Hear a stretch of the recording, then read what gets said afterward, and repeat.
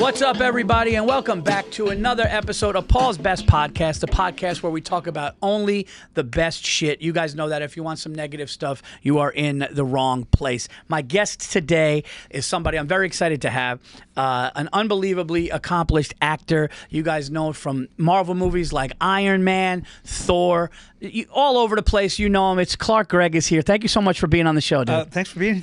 No, you're already here. I'm glad you're here. I'm really glad you guys got me some coffee. Thanks for having me. You know, it's funny. When you first got on, you go, I think I need a coffee. Best response to an introduction. You go, I think if I get a coffee, it'll be better for everybody. Didn't drink enough of it fast enough. First of all, dude, you're awesome, and I love your shit. I love the stuff that you do. Thanks, bro. Same. And then, you know what's hilarious, though? What? Is you sat down here. You're Irish? Are you Irish? Or? Scott Irish, yeah. It's funny. I go, you know what the best? You go, what? What? You're right. There's always a tone. All of my Irish friends, if you know what I'm really not like? Irish. I'm American. Right. But I have been busted. This people say you sometimes sound Irish. Yeah, well, the Scott. I would say the Scottish, German, Irish. All of my friends out of that. When I start talking to them, and I go, you know what I really like? They always go, what? It's never a happy. It's always like, what do you like? Oh, What's God. the pleasant thing? No, but I saw something you did, and I was like, oh my God, that's amazing. I saw your Knicks hat, and I'm going, and I was watching the game last night with my son, going nuts, and I see your hat, and we're literally talking about what we're gonna do best of and all that, and I just say, hey man, are you a Knicks fan? And you go, big, and as soon as you said big, I go, all right, I know at this episode, this is gonna be a heavy best of Knicks or whatever basketball episode. But how great was that last night too, huh? Unbelievable. I mean, it's been 50 odd years. And I mean, I'm sure we all have strange feelings about this. Let me get this straight. There's a beginning of the season tournament cup. Like, okay, if anybody else won it, I wouldn't care. Right. But just seeing anyone in a New York Knicks uniform hoisting, they could be hoisting one of those plastic Anything. what are they called? The participation trophies. Yeah. No, but they earned it. I mean, Wemby, those guys are for real. It's funny you said that, Clark, because I said the same thing. I'm like, this cup is stupid. And then all of a sudden they're like, the Knicks are in the championship for the cup. And I go, you know something? They earned it. And you know what? It's nice to see. I don't care what people say about the cup meaning something. Brunson goes, we're not going to get a parade. I love that, for the first time in my lifetime, because I'm born in 1978. First time in my lifetime, I saw the Knicks hold anything up. I saw confetti for the first time ever with the Knicks. I'm taking it. Yeah, 1,000%. I am taking it. I loved it. We have Brunson, dude. My son is like, it's his favorite. Yeah, it's incredible to watch. Isn't it? It's incredible to watch. Now you've been, and as the guys who play basketball, as we discussed, yeah, maybe not on the level of the Knicks, who are not, let's say, even 6 feet. Really, you probably are. No, I'm 5'8". Oh, okay, I couldn't tell. 5'8". To see a guy like Brunson, and to go to the Garden and see a guy who's like, I don't know what, maybe 6 feet. 6'1". They call him 6'2". He's probably not. Okay, I'm sure. He's not. But he's just the way he manages to. He's literally got Wemby switching to be on him. The guy's 7'6". Yeah. You know what bugs me about Wemby though? Everybody's saying they've never seen this before. The guy's 8 feet tall. Like, I get it, but I think maybe because he's coordinated at that height. Well, that's what they're saying. I mean, no one. He's not anyone whose last name is Bowl. Right. You know what I mean? Yeah. He's dribbling between his legs. It's unbelievable. Him being that big and just dunking over, he was standing next to Cat, and he looked like, it made Cat look small. I couldn't believe. I know.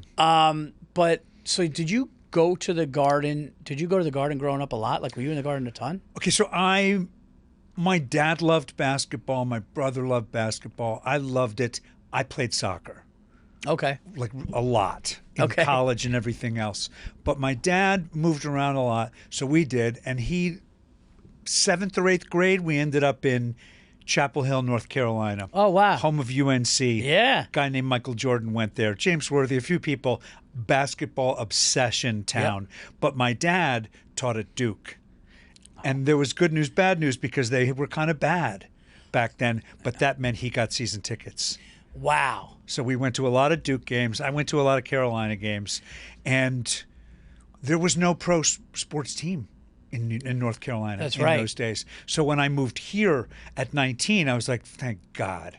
Yeah. I went to NYU. I'm like, I've got a sports team. Okay, NYU's still not going to get me into March Madness. Sure.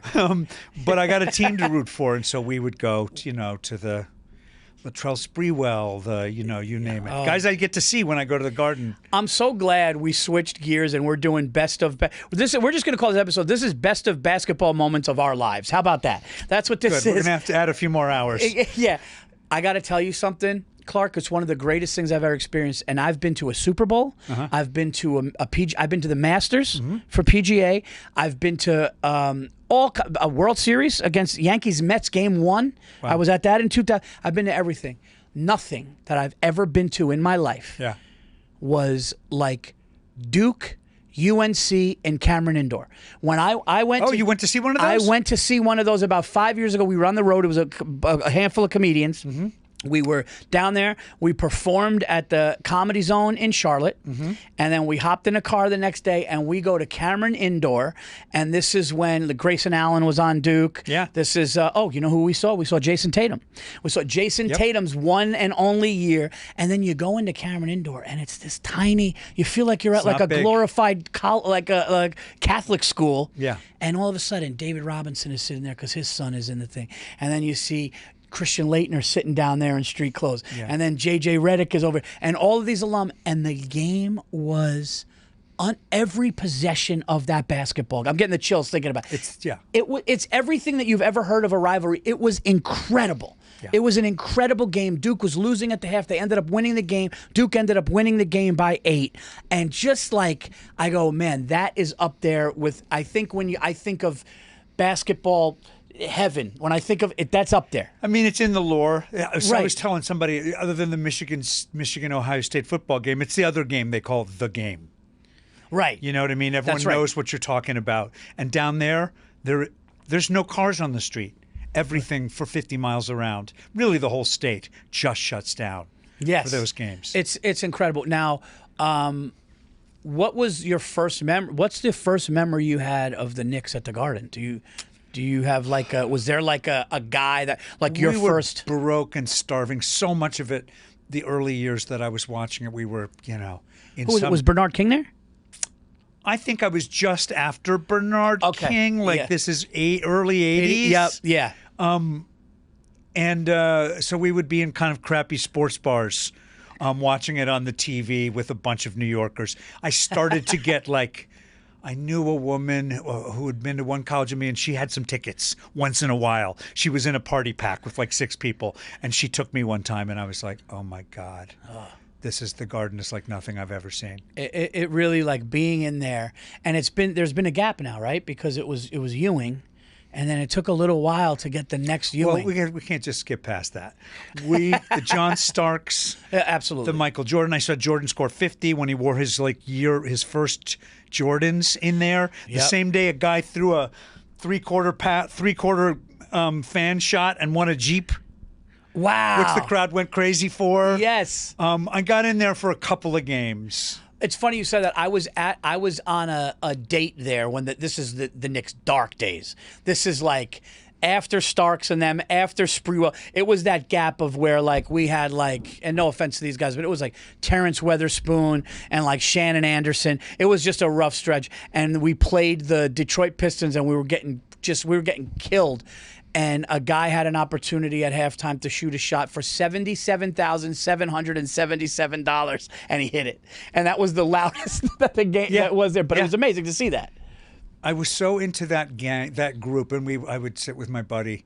Once in a while we got in, but it was mostly in bars around the city, and watch them like every year, like really give Chicago a scrap. Oh, my God. And lose somehow every time. And I loved Jordan. He'd been at Carolina. I'd seen him in a bar in there when he was about to be a freshman. Is that right? Yeah, my brother would he would sneak into the gym there at Carolina. And he was like, I just saw this guy Jordan playing pickup. He's the real deal.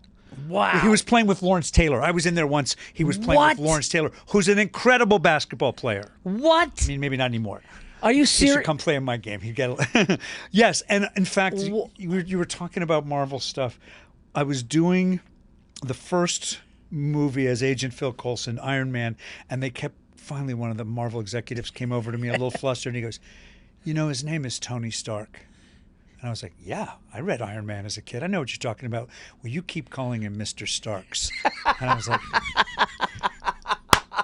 I want you to know that there's a reason why. Dude, that's great. There's a reason why. That is, you're such a Knicks fan. You're calling Tony Stark. Oh, Yeah. That's great. Yeah. That's great. Oh, my God. I would have loved to. Like, listen, I'm a Knicks fan. Sorry, what do you want from me? But you really, I don't know why I'm doing that. Finally, it hit me. But you made a good point, though. You made a good point, Clark, because it's like some of the great Knick moments, we lost the game, like the dunk.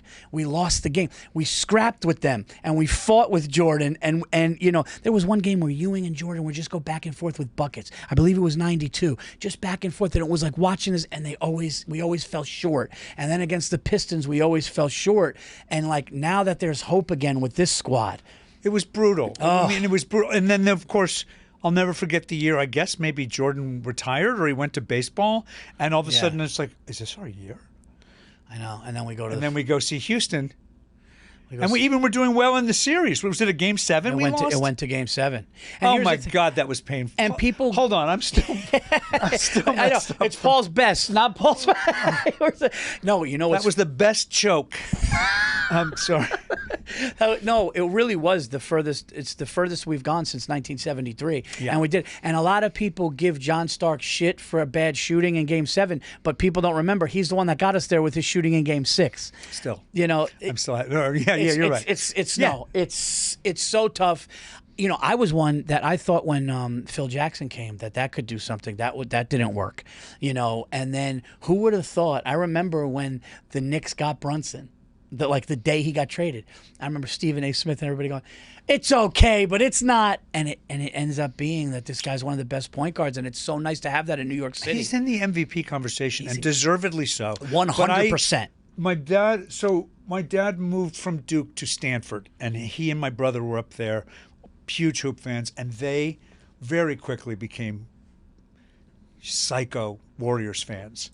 Really? And if you love basketball, it's hard not to.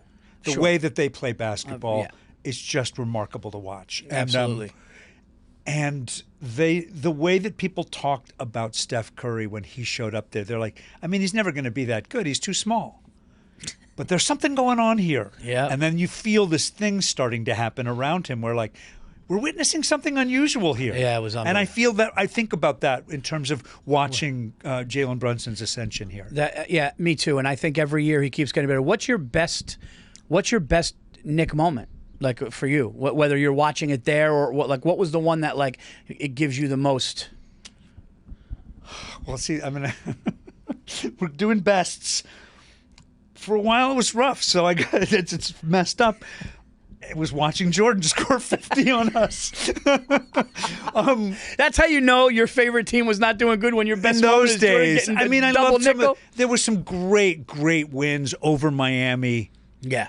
The Sprewell, Van Gundy era, you know, Oakley and Mason and those guys. I see those guys. Yeah. The floater that Allen Houston against. The floater. And I mean, it's kind of he just woke up Jordan, but the Stark dunk was incredible. The Stark dunk was that's. How about you? Yeah. Man,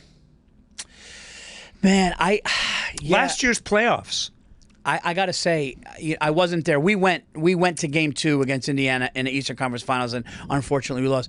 I got to tell you, when Brunson hit that three against the Pistons, in the deciding game in Detroit in Game 6 to like let us know that we're going to the Eastern Conference Finals for the first time, I was in the green room. I was in Stamford, Connecticut performing. Yeah. And I was done my set, and the green room had a TV on there, and I was like, I'm not driving home right now. I'm watching this. And watching Brunson hit that and seeing how clutch he was and how clutch he was in the fourth quarter. Yeah, and it's a thing, if you follow the Knicks for years, certainly with Detroit, they were getting muscled out of old Detroit used to muscle them out of the building. Yeah. And that's what this Detroit was doing. And they kind of came back hard and physical with them. It's what Wemby said last night. I'm like a commentator. He's like, they're one of the best physical teams in the NBA. Okay, guys, before we continue with the podcast, I just want to announce some stand-up comedy dates I have coming up. Guys, on December 12th, I will be in Newtown, Connecticut at the Edmond Town Hall Theater. That is Friday night, December 12th. Then, New Year's Eve, guys, December 31st, I will be at the Great Comedy Connection in Providence, Rhode Island for 2 shows. Those shows are always amazing. And then going into 2026, on January 8th, I will be at one of my favorite clubs in the country, one of the best clubs in the country, the Washington, D.C. Improv. That is January 8th. And then Valentine's Day weekend, February 12th to the 14th, I will be at the Great Side Splitters Comedy Club in Tampa, Florida. Get tickets. This is the best hour I've ever done. I cannot wait for you guys to see it. So come out to the shows. And now let's get back to the podcast. I think that's the thing, and that's why, like, I know people don't care about the cup, but we were down, and we were down 10, and you know it was playing for something. And let's be honest, 500K is 500K. To Tyler Kolek, it is. To Clark Gregg, it definitely is. 500K to win, to win a game. That's, and he's like, oh, I'm going to buy my dad a car. But that was like a really nice moment. But you said something before that I 100% agree on.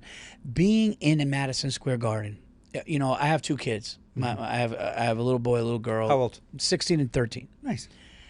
They've been in the Garden so many times, and there's something about that venue. There's something about being in Madison Square Garden where it just transcends everything. It doesn't matter. And New York is such a melting pot. There's so many different races and cultures, and when the Knicks are good, people are you see people high-fiving, hugging each other. Unbelievable. It's an unbelievable atmosphere, and performing stand-up there was one of the highlights of my life. Oh, wow. You worked the Garden. 18,000, and like you're in the round, And then you see all of the pictures on the wall of Ali Frazier there and Sinatra there, and all of these. Billy Joel has a banner there. And then to have a good Knicks team there, I'm going to tell you what, Clark, when we win this all, it's going to be, this city is going to really, because people think that it's a baseball town because of the success of the Yankees. It's not. New York is a basketball town. It's supposed to be the capital. That's what's been painful about it. That's right. Because we're supposed to be the mecca of basketball, but it's winning everywhere else is being won. They're winning it everywhere else. So I have it's not that small, a big, shameful secret. I might be best of, I checked out on the Knicks for a while. I moved to L.A. Okay. I was starving to death doing theater. The movie stuff was happening, and I was out in L.A. for 20 years. Yeah.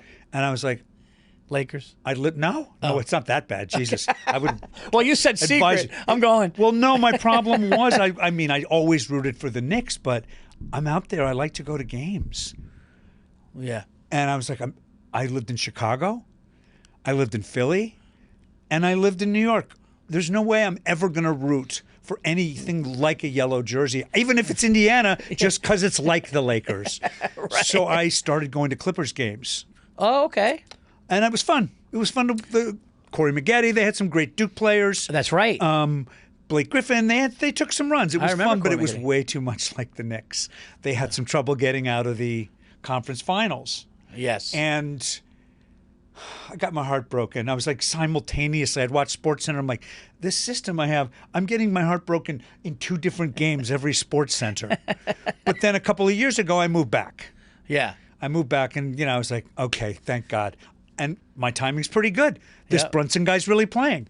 And my daughter moved here too. Okay, no, that's nice. She's like, I feel like you've always been a New Yorker. I feel like I am too. And she came here. And I had taken her to the Garden to see a game, and she was like, earlier. Yeah. And she was like, this is cool. She turned to me at the Garden. This was about 3 or 4 weeks ago. And she goes, Dad, this is my first Knicks game as a New Yorker. Oh, and I was like, great. okay, I can die right now. That's amazing. Yeah, my little girl's 13 and she had the jersey on and she's all into, like, she started to know bench players. She's like, that Jordan Clarkson guy is good. Yeah. And like now, like, our whole family is into it, and we go multiple times a year. I love it. One of the highlights of my career was when I was in, the Dolan thing. Oh, yeah. And they were just like, hey, we're gonna do like a who's in the house thing. Do you want can we put you on the thing? But the coolest part was, she goes, I was with my son, and she goes, would you want to be on the screen with your dad? And I go, yeah. And he was so nervous, so we did the waving thing. Aww. But that was always a dream, And it's the Garden, and it's like, to the things that I've witnessed there, because the first game I ever went to, my dad took us, and my dad wasn't a sports. My parents were divorced, but my dad would have us on Sundays, and I was like, Dad, we always go to the movies. Can we go to a sporting thing? Can we go? It's the first game I ever went to. I want to say the game was in April, and I want to say it was 1989. I think it was April, so I think I was about 11 years old, and it was against the Cleveland Cavaliers. We sat all the way on the top, and remember Mark Price? Mark Price and Brad Daugherty, they were on the Cavs, and Ewing, it was the Ewing Knicks Oakley, time. And I remember, or Oakley, I don't even know if he was there yet, but I remember that was the first time that I felt the Garden, and I go, I got to do this again. So then to get on the screen, so like if we're doing best of basketball moments, even though that's not a basketball thing, no, it is. I'm at a basketball game, and they put me on there, and it was incredible feeling. I mean, that Dolan does that, and I was lucky enough to get invited to come down there with another Marble friend who's a big Knicks fan, Jamie Alexander, who played Lady Sif and Thor, and they put us on the court. Oh, dude. And my feet are touching the wood, and I was like, I might literally explode right now. And you get to see the game from that level. It's very generous that he does that and kind of gives people a chance to go sit there sometimes. It's amazing. And, I always felt like, people were like, the Knicks aren't going to win with Dolan as the owner. There was like a bet. And all of a sudden, it's great. And, it's like, I don't think, listen, get the players. You remember... spend the money, get the players. Spend the money and get the players. And you know what? I will worship you. He backed... Yeah, and he kind of stepped aside. I give Tom Thibodeau a lot of credit. I think... Listen, Mike Brown is using the bench, which we didn't really have that much with Thibodeau. But Thibodeau brought us back to some glory days, and now we're I'm a big fan of what he did. Me too. And you got to try different stuff. It's okay. Yeah, and now we got a guy that's actually using the bench, which is great. You can't not use the bench in today's league because the other team, like when in the Indiana series, I feel like we're alienating listeners. In the Indiana series, they're bringing in their bench guys, and they're incredible. And unless we do, how much can Brunson do? Well, that's the thing. Josh Hart was spent. Like we were kind of like really. They tired. were falling left and right. I know. Because they were so tired, they were getting hurt. And listen, and some players were like, I can't do this. Yeah. In the exit interviews or whatever, it's like, look, I can't go 46 minutes a game. But now you see Kolek playing good. I'm so happy about that. Right? Young kid, he barely made the team this year. For anyone who doesn't follow this, yeah. My daughter thinks he's very handsome. I think he's her age. He's like 23, and he was kind of on the edge of it. He's small for the NBA. Yeah, and they had him in the G League for a little bit, and they've just been with the injuries. They've been playing him more and more, and he had 14, 5, and 5 last night. He's an assist machine too. He's a great. I just like his heart. He's a little bit like a little white Josh Hart. Yes, you know what I mean. Hustle.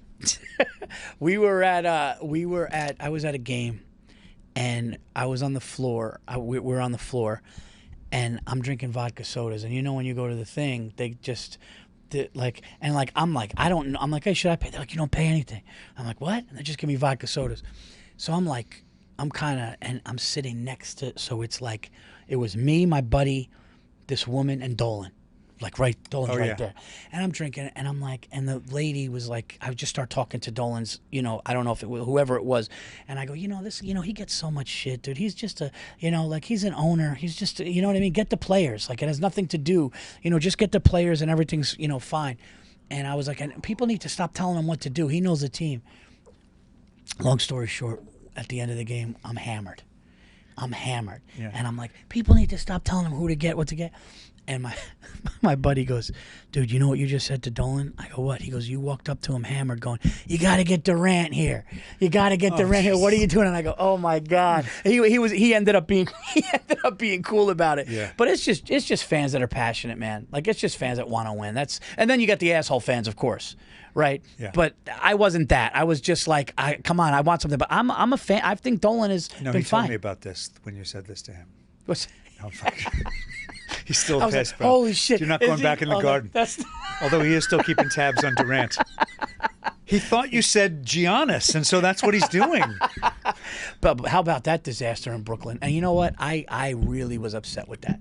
What happened? Here's one of my best basketball moments, and I know this is a kind of a negative best, but when Kyrie and Harden and Durant went to Brooklyn, and Durant publicly said it's not the Knicks town anymore, and he told a little kid who wanted him to sign something, a little kid had a Knicks jersey on, and Durant goes, "You got the wrong jersey on." When that thing fell apart in Brooklyn, I was like, it's New York Knicks. Let's not. Brooklyn's fine. You just haven't earned that yet. No, There's somebody else recently did that. It was famously somebody was like, "It's my time now in the NBA," and you're like, "Excuse me, what? Yeah. What have you done? Who are you?" Yeah. Pat Beverly said it about Steph. Oh, did like, he? First, that last 5 years, now it's me. I'm like, what? Shut up. You average 11 points. Yeah. My older brother was at the Garden when Steph broke the 3-point record. Oh, wow. You know, so that's a good. Yeah, I really do. Now that we're talking about it, all these are great moments are the other team. right? Jordan's 55. I mean, come on. Some of like the fact that they went to a long distance last year. You know. No, last year was life changing. I was doing a play on Broadway with George Clooney called Good Night and Good Luck. Yeah. A lot of basketball fans. Oh my God! By the way, I heard amazing things about that play. It was really fun. And George is friends with Steve Kerr, so we would always go over to this Irish bar down the block because our show came down so early, 8:30, and most of the series, if they're even a little bit west, we can catch it. So we were all going over there, and Kerr comes over and he watches, and we're like, "Who's this guy? What is this guy's deal? What's his weak spot?" Oh, that's great. Yeah, he stayed the whole game. It was really cool. Isn't it funny when like I don't know how you feel as an actor with this, but like a lot of comedians wanted to be musicians, but then there's some comedians like myself that would love to be an athlete, and that's who I care at who comes to my shows. But I'm sure when you do like a Broadway show, right, and you find out, hey, you know, Brunson's here with his wife, or like I remember I did Gramercy Theater, I did stand up in Gramercy. Oh yeah, I know that. And Deuce McBride came. Oh and wow! And I'm on stage just telling my jokes. Yeah. And I just see Deuce's hair, and I see him walking up to the balcony while I'm on, and I'm like, for me, that means more. Like, granted, I'm home, I got family, friends, it's nice, but how cool is that? That like you're doing your passion, you're acting, and all of a sudden you're like, dude, Patrick Ewing's here, something like that. For me, I love. There's less of the athletes at the Broadway shows, but I feel you. When I would like. Realized I couldn't play pickup soccer. That's what I had done my whole life. And I played a little bit, but my brother was good. Okay. But then I got a kid, and I was like, I can't jog. I get bored. I don't like this.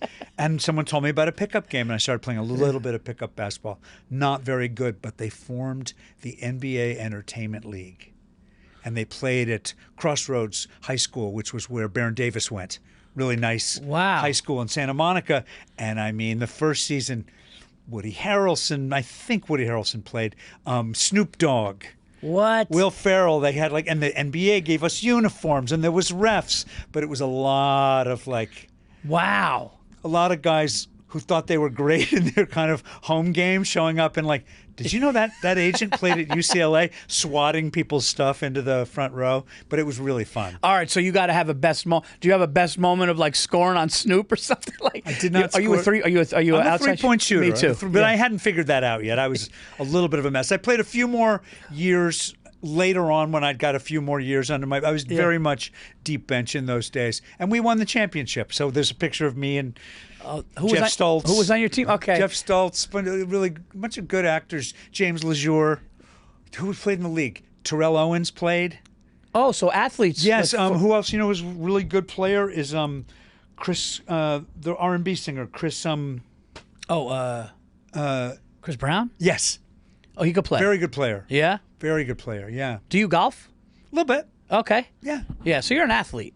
No, I'll chase a ball. I won't jog. So you know what I mean?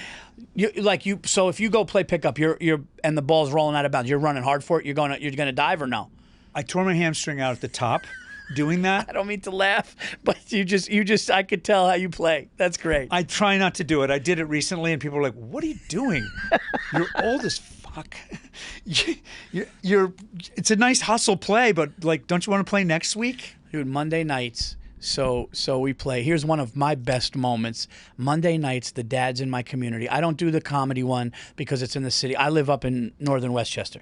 Okay. Gary Shandling had a famous one in He L.A. did. that a lot of people went to. I didn't play that game. Sarah Silverman played. Yes. A lot of comedians played in that one, and believe it or not, a lot of comedians can play basketball. There's some good athletes that went to school, played in high school, played in college. But so the Monday nights is like dads over 40 league in my community. And like I just had a game where I hit like I'm not even joking, Clark. You're a three-point shooter too. I hit like 9 threes. Oh, nice. Like I just was like everything I was doing. It's a beautiful moment. It's a moment where you're just going. People are like, well, somebody guard him, and then when somebody's guarding you, you're still hitting them. Yeah. And then all of a sudden, it's my favorite thing. Yeah. As a fellow shooter. Yeah. Who's got him? That's when I'm playing with the young guys, which I always am. Or the best is when you get the ball and somebody yells shooter.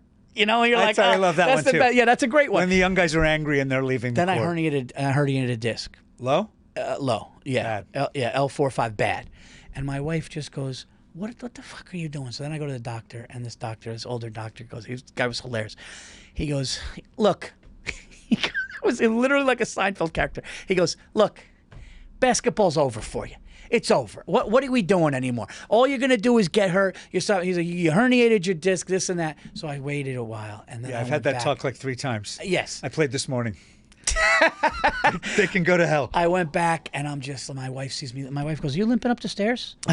And I go, "No, I'm good." And I'm just laying in bed in such pain. But listen, when you hit those threes, it's like hitting a good golf shot. It's what gets you coming back.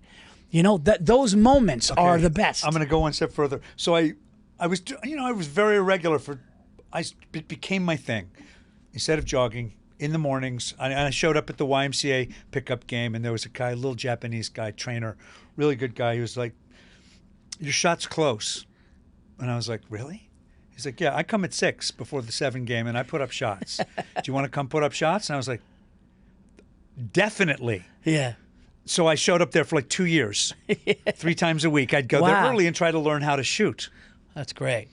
And I got like, okay, I was cool. Who's guarding him at the Santa Monica Y? I got here to a YMCA in New York. It's like I never played. I couldn't hit. Oh, yeah. It's like a different rim or something. I couldn't figure it out. But then I see some guy. I see this guy, young baller, really good, and he's coaching the high school kids. Okay. I was like, yo, Adrian was his name. Adrian, do you ever work with slightly older dudes? And he was like, absolutely, if your money's good. So the last, I don't know what, 3 months, I meet him once a week and we do shooting drills. He taught me a floater. Oh my God. So you're like in. I'm the oldest I'm the oldest guy by 50 years that he trains. That is awesome. So you love it. Well, I like getting better at things. Is your back good? Your back's okay? I'm okay mostly. My hamstrings will go out a little too much. Okay, yeah. But I had all the fundamentals in soccer, but just like, oh, okay, that's why they're doing this. Yeah. And because my shot goes in a lot more than it's good looking. Okay. You know what I mean? My son is one of the top shooters on varsity, like where we play. Oh wow. So he must have a shooting coach. Well, he's had Division I players and NBA players tell him that his shot is picture perfect. Wow. Yeah. I'll send you guys a picture of it. It's just the release is there and all that. Do you remember the movie Blue Chips? Yeah. Not well. There's a scene where Nick Nolte is rebounding for Bob Cousy, and Bob Cousy's at the foul line. And they said they did it in one take. He didn't miss. Yeah. So as they're talking about the program, Yeah. it's a scene where Nick Nolte is kind of saying, you got to give these kids money. These kids don't want to come to this school unless you take care of their mothers, and these kids want some money. And Bob Cousy is like his kind of the top guy there. And he's in a suit without his jacket on, and he's at the foul line, and Nick Nolte during the scene is just, and he doesn't miss. Yeah. And there's and in the scene Nick Nolte goes, geez, do you ever miss? And it's just Bob Cousy, and it's that old school. It's just He that has old that shot. school. I saw footage of this recently. Maybe that was him. Maybe it was from that movie. No, Bob that's Cousy in a jacket. If it's Bob in a Cousy, suit. if it's Bob Cousy in a suit on the thing, Yeah. that was in Blue Chips in the scene, and they said that a trivia of that scene in the movie was that was one take. Yeah. He just didn't miss it because it's just the thing is like it's the muscle memory, and that's the thing like with Steph. Is like with Steph Curry, it's just like when you watch him. I don't know if you're a Yankee fan, but Steph says that Clay's form is better. Clay. I mean, when Clay was on, Clay was. But do you remember when Mariano was a pitcher for the Yankees? Yeah, please. It's just like it was the same, right? It was a 94-mile-an-hour cutter. Everybody knew it was coming. He looked like a robot doing it. When you watch Steph or Clay shoot, it's just How about the Olympics? square. Oh my God! Yeah. There's one of the best moments that I've seen. You know what? For Paul's best, one of the best basketball moments I've seen was Steph Curry putting United States basketball on his back when we were down and getting us that gold medal. Okay, Great so call. one of my best ones. Yep. One of the guys who played in that entertainment league, who was a sports agent back then, and then he came sometimes just because I think he had young kids and he was desperate for the same exercise, and he would play with us at this Santa Monica YMCA. Was a guy named Bob Myers. Okay. Used to be the GM. Oh. He's the GM who put together the Warriors. Wow. He's like a Hall of Fame GM. Wow. Now he does a lot of commentating. And when I was up there, they were in the playoffs, and I was like, Bob, this is a tough one, but I'll pay. And he set up my mom, my dad, my brother, all Warriors diehard, and we went to see a playoff game, and it was one of the great days ever. That's amazing. Yeah, I think that like seeing your team or seeing greatness in basketball is like, and I got to tell you, the first time that I knew Jalen Brunson was great, like. I saw Kobe, rest his soul. I saw Kobe at the Garden, and I saw Kobe and Shaq at the Garden. And I saw Kobe put up 30 here and there at Madison Square Garden. Jalen Brunson, Game 2 against Indiana Pacers, which we lost, unfortunately. Me and my son were at that game. That's when I was like, this guy is great. You just look up at his numbers, and you're going, he did that. He's just great. He's crafty. They know it's coming. He's not the most athletic. He stays down on his feet. And he just gets it done. And when you see that, you go, we have a great ball player on our team. And he makes everybody else around. And I'll tell you, OG is that's one. If you get Giannis, you can't get OG. You can't get rid of OG, in my opinion, because I think OG changes everything, in my opinion. I agree. I mean, as someone who also loves the Warriors, a lot of people don't like Draymond. He could be crazy. I don't think they win those championships without him. They 100% don't. There's those intangible. It's what's. I mean, look, Josh Hart's back in the starting lineup. Yeah, I mean, you know what, and that's an example of what you said is kind of like Rodman with the Bulls, a little bit of a head case, but you know what? He did the gritty things. He got the rebounds. Draymond Green, is he a little bit of a head case? Maybe, but you know what? That's what a team needs. That guy. You know, we have that with Josh Hart. I wouldn't say Josh Hart's a head case, but Josh Hart is that guy, right? Yeah. You know, get down on the dive out of bounds. Whatever it takes. Yeah. That's it. I love playing. And I love the camaraderie. Like, there's a guy that, like, I don't know if you had this when you play, but there's a guy that I love. He's like a dad of another kid on my son's team. But we just, like, I sit with him at the games. Yeah. We watch our boys play. But he knows the game. And he knows that I know the game, and he knows that I'm a shooter, and he's a point guard. So he'll just hit me up. And there's something about that. So when my wife is like, why are you still doing this? And my wife's like, you got to go on stand-up tour. What if you, like, rip your knee? And I'm like, you know what, though? Like, this is something. I mean, you know. The guys that I played with for 20 years in Santa Monica, I went to a couple of their funerals. I went to. Jesus. You know, we all chipped in for a stroll. It's life. That's life. It's life, you know what I mean? I've seen guys not be able to play anymore. I've seen the young guys come up and kind of learn some and get their ass kicked because they weren't playing like a team. Yep. You know what I mean? What you're talking about is what's beautiful in basketball is flow. Yep. And kind of five guys who, you know, don't even know each other's names all the time, moving in a way that's one unit. Yeah. And it's gorgeous to watch. When basketball. If you see beautiful basketball, the Spurs, the Warriors, the way they, and more teams are playing that style, that unselfish. And that's what wins. I mean, like you said, they said the Spurs were not entertaining at all, but they won. It's like, I don't care. They're fundamentally. I found them incredibly entertaining. Because you know basketball, right? Yeah. People want to see the dunk. People want to see the flash. Did you see any of them live? Did you see any of the Spurs in that Popovich era? Did you see? Oh, yeah. Yeah, you did, right? I went to one or two of those games because I was a little obsessed with that style of basketball. And Tony Parker, Ginobili. I mean, just the way they played. I mean, how about Duncan just turning around off the glass? He used the glass like it was machine. He's the guy who wasn't so flashy. Not at all. But I mean, in a way, doesn't get the credit for how amazing he was. But wasn't his nickname the Big Fundamental? The Big Fundamental. That's funny. That's perfect. Yeah. Because he's not flesh. He's not going to dunk and scream. But you know what? What did they win? 4? They won 4 or 5. I think so. Yeah. I mean that's. I'm trying to think of the greatest basketball performance that I've ever seen in front of my eyes, and I think it might have been. I think it was Kobe. I think Kobe put up almost 40 at the Garden. And unfortunately, one regret that I have is I never saw Michael Jordan live. I never saw him live. I could have when he was on the Wizards. Yeah. But I didn't pull the trigger on it. And you know what? He actually averaged 20 on the Wizards. He was not bad. No, it wasn't. he was good. It wasn't a disaster. I saw him play a couple of great games. As a Carolina kid, he really was like near and dear to my heart. I idolized that guy in the way he played. His flu game, I saw it on TV, but that was one of the most remarkable things. And I think I was so desperate to see a game. I admit it. I went to a Lakers 76ers when they were in the playoffs together, and AI went nuts. That was really that guy really looked small on the court. He's my favorite player to watch. He was a blur. He was a blur, and I saw him when he left 76ers and went to Denver, and I saw the Nuggets play the Knicks when Iverson was on the Nuggets, and he was a blur still. Yeah. But I'll tell you what, now that I'm glad you brought him up, here's one of my best, we're talking Paul's best, the best basketball moment that I've seen on TV as far as going, one of the best that I've seen on TV, and it doesn't involve our Knicks, where I went, holy shit, was, I believe, on St. Patrick's Day years ago when he crossed up Jordan and Jordan kind of fell. Do you remember that? Yeah. He did the He did the crossover and Jordan kind of lost his balance, and then he pulled up a jumper and it went in, and that was like letting the league know Allen Iverson has arrived. He was a young kid. Yeah. That was remarkable to see that. That was a remarkable moment. One of the best things I've seen. And Jordan, you never see Jordan get handled like that ever. I mean, I was a little kid, maybe in Chicago by then, but I had just left Philly, and we were watching.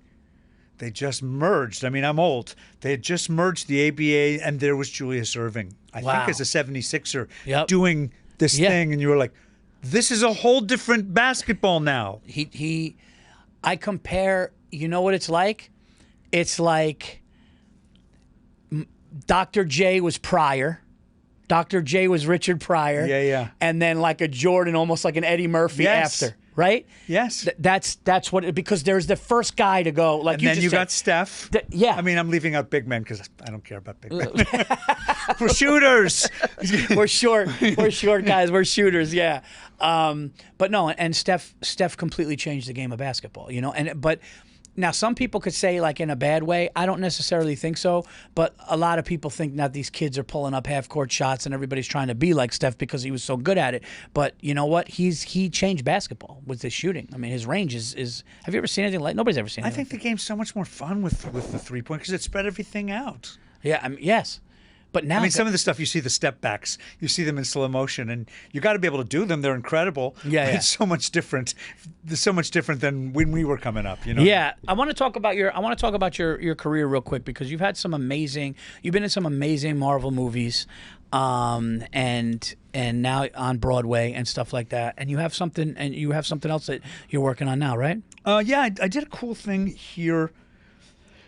These guys wanted to do a period murder mystery about this huge case that happened. The guy who actually had designed what was then the Garden, it used to be a different space. There was a party place on the roof, 1905. Wow. And this guy, Stanford White, who designed a lot of the buildings in New York, very famous guy, got murdered by the son of a billionaire of those days from Pittsburgh, Harry Thaw, who I play. And very famous case about kind of decadent New York, early 1900s. And they wanted to do this, but, you know, not spend $100 million, not Netflix. They wanted to do that themselves, so they formed their own streamer called The Network, and the show's called The Artist.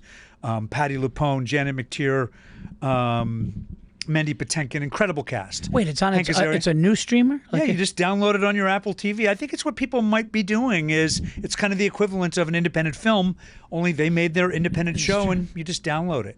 Oh, that's awesome. Yeah, very cool. Turned out very well. I was like, okay, if this is good. And it turned out to be really good. That's amazing. Yeah. That's because there's so much stuff out there. Why not? Right? Like if you want to make something your way. It's all being reinvented. And also, you know, there's so much, by the time, it's like the mob movies. By the time everybody's wet their beak, you know what I mean? There's so little left. They're barely paying the actors anymore. And this was cheap. Nobody was making a lot of money. But if you can, you know, put the content back in the hands of the artists, I think it'll go better. I think so too, but that's another thing that I wanted to ask you. I know it's not as fun as talking the best moments we've seen in basketball, but like people say that movies, like it's tough now, right? Like movies aren't like they go in and out of theaters. Like I remember, like I said, my parents got divorced when I was young, and we went to the movies. When my dad would pick me and my brother up, we went to the movies. Yeah. I remember. You remember The Untouchables? Yeah. I remember we loved The Untouchables so much. We sat and stayed and watched it again. That was the first Star Wars for me. Yep. I was just like, It's a great movie. And I was and Connery was when Connery was. I think I did that also for the first Raiders. Yeah. You know, place is packed. Place is packed. I remember, Indiana Jones and the Temple of Doom was around the block, and I remember Empire Strikes Back was like around the block. Now you do get some. Well, you were kind of in the turn of entertainment because Marvel really kind of took over. Marvel movies were like the thing where people like the lines were like I had friends that were like, dude, the new Iron Man's coming out, the Hulk's coming out, and had to go. But I'm not seeing that with I wasn't seeing that with movies like that. Like a Primal Fear or movies like that. Yeah, or kind of mid-level, mid-budget character-driven. Usual thrillers. suspect. Primal Fear probably they would put it as a streaming series now. Primal Fear would be on Prime, right? And I wrote a movie years ago called What Lies Beneath with Harrison Ford and Michelle Pfeiffer, of a ghost movie. Yeah. And recently I've been talking to people about, well, what if we... You wrote that? I did, yeah. That movie's incredible. Thanks, bro. Okay, let's do what everyone's doing. Like they just did it with Presumed Innocent. Let's turn it into 8 episodes and reimagine it. Right. And there's a reason people are doing it. It's so easy to, like a lot of people I know who love movies as much as I do. Like, this is it. It's over. Unless it's Dune, which I will 100% go see in a movie theater. Right. But I'll also go see one battle after another. Yes. In VistaVision. I love that experience. But people have a 65-inch TV. Yep. And there's a reason they don't go out. Yeah. It's a $40, $50 thing. Yep. I don't love it. I wish that there was a way. I don't know what the solution is, but people have moved their entertainment and a lot of their lives indoors. Yeah. I think we're going to miss the social experience of watching it together. I don't know if you ever saw like a good scary movie in Times Square. Oh, no. It's a very, oh my God, it's the loudest crowd there is. Is it? Screaming. Everyone's talking back to the screen. It's fantastic. Yes. You know what? This is when Times Square has all movie theaters. No. I saw one movie packed in New York City for a horror movie. It was Saw. It was like Saw 2 or Saw 3. No, and the place was it was literally cheering for like kills and stuff like that. But I had the actress Catherine Narducci on the show. Mm-hmm. And she was talking about with Scorsese and The Irishman and all that stuff, and I was talking about there's something about being online at the concession stand. To a movie that you've been waiting for. Oh, yeah. And you get your popcorn and you get your Twizzlers and you get your soda and you're going in and it's like, yeah, it's fine at home on a 75-inch and you're sitting in the... It's different. But it's different, man. Like, I love the going to... You know what movie... Like, the last time I got blown away from something original that wasn't a remake. Wasn't... What's that? Dying to know what? Jordan Peele's Get Out. Incredible movie. I'm performing in Cincinnati, Ohio. I have 5-6 hours to kill. Oh, yeah. I go to one of these things where like you got a recliner, lean back. I love those. And it wasn't like the food, but it was just a comfortable thing. And I'm watching Get Out. Yeah. And at the end of it, the way that what it was, and I'm thinking back to the way they were bidding on these guys to get, and I'm going, that's original. It's incredible writing. It's different, and I'm blown away. And you don't get that I don't feel like you get that as much anymore. And I'm waiting for it. You do here and there, but I'm waiting for it. It's different. It's different. It's different, and I hope they figure out a way to make it something that's part of our lives again. I don't think it's going to work if they're kind of blaming or people like, you people should be going to the movies more. Like, no. You need to be making it something people want to do. Right, because I think if you do, but here's an example. Stranger Things last episode, I heard is going to be in the theaters. And I think that's going to be huge. They used to, every time a new Marvel movie came out, they would, because they did a really smart thing. You were talking about the building of this. It's not like you're going to see a book, you're going to see a chapter. Right. And you're going to, it's what the comics always were. Here's a guy, here's a hero, here's a heroine. Now there's the group book called The Avengers. Yeah. And they're going to bring them all together and they're going to fight some super force. And then they splinter off and do different stuff. They used to do a thing where they would do a marathon, especially when there got to be, there's now been like 11 Marvel movies and you can watch them in order and it ends on the new one. You get to be the first one to see it. And people were like there overnight. Yeah. Did you see the new Superman? Yes. Was it good? I didn't Loved see it. it. Did you? Okay, good. James Gunn's hilarious. Okay, yeah, I didn't see it yet, and like I heard mixed things, but I want to see it because Superman's my favorite. No, it's terrific. Superman's my favorite. Well, I mean, it was one of those movies I saw in Chapel Hill, North Carolina, with Chris Reeve, that I went, oh my God, I think I want to work in movies somehow. Wow. Like, I loved it so much because he's a good guy. It's kind of the simple, it's the myth. Yeah. You know? Well, this one's like that. Well, I got to ask you this, Clark, because we talked about the best moments we've seen in basketball, the best things in basketball, us playing basketball. You know, you're a great writer. Have you ever thought about getting into the basketball world of a movie or a sports movie? Have you ever thought about that? I mean, they're so hard to do. What? How so? I'm just curious. Okay, so what's your favorite basketball movie? You're going to say Hoosiers. Hoosiers is one. Hoosiers is one, but there was another one. There was another one, but look, if I can't remember it like that. I mean, you know what I mean? Like, yeah, Hoosiers was great, I thought. You know what we see whether those seats you were in at the Garden, which are baseline, right? That's where Dolan sits. Yeah. Incredible to watch a basketball game. Right. The gritty reality of watching it unfold. Have you ever seen any basketball movie that didn't seem choreographed? Right. You mean it doesn't have the flow? There's something about it. It's really hard to. I don't know, sports movies, I do love a good sports movie, but it's really hard to capture. I've always thought there might be a movie in the kind of the pickup world, what we're talking about. Yeah. Guys who, there's a real camaraderie. The guys I play with here, is. they go out, they go out to give, there's one guy who plays with me. There's 2 games at this place I play. There's the Monday, Wednesday, Friday.